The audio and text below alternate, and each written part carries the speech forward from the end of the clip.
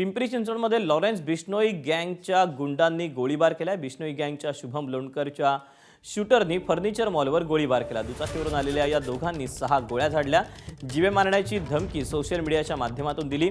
AJ furniture mall ज्या दुकानावर हा गोळीबार झाला ते अशोक नैन यांच्या मालकीचं आहे। शुभम लोणकरनं सोशल मीडियावर पोस्ट टाकून याची जबाबदारी घेतली आहे।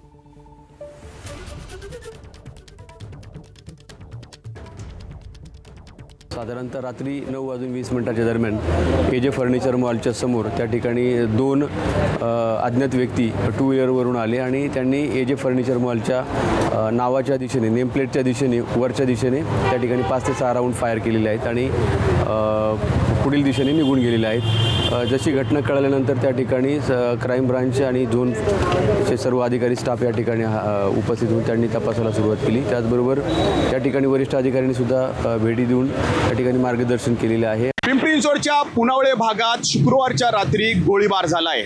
2 हल्लेखोर दुचाकीवरती आले आणि त्यांनी एजी फर्निचर मॉलच्या दिशेनं 5 ते 6 गोळ्या झाडलेल्या आहेत। आपण बघू शकतो या एजी फर्निचर मॉलच्या बोर्डवरती 3 गोळ्यांचे निशाण आहेत आणि तसंच या काचेवरती सुद्धा बघू शकतो आपण गोळ्याचं ब्रन जे आहेत ते आपल्याला स्पष्टपणे या ठिकाणी दिसत आहेत। हा गोळीबार झाल्यानंतर लॉरेन्स बिश्नोई टोळीने दावा केला आहे की हा गोळीबार आम्ही केलेला आहे।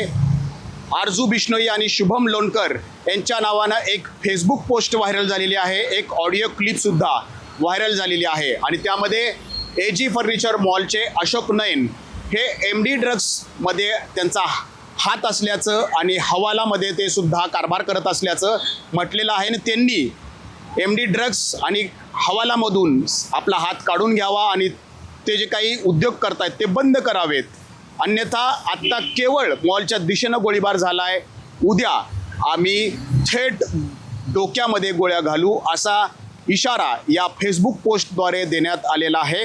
आता पिंपरी चिंचवड पोलीस या गोळीबाराचा आणि हल्लेखोरांचा सगळा तपास करतेय, शोध घेतेय।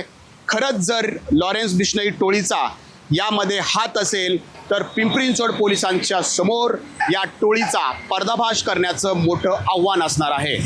कॅमेरामॅन शैलेश जाधवसह नाजिमुल्ला, ABP माझा, पिंपरी चिंचवड।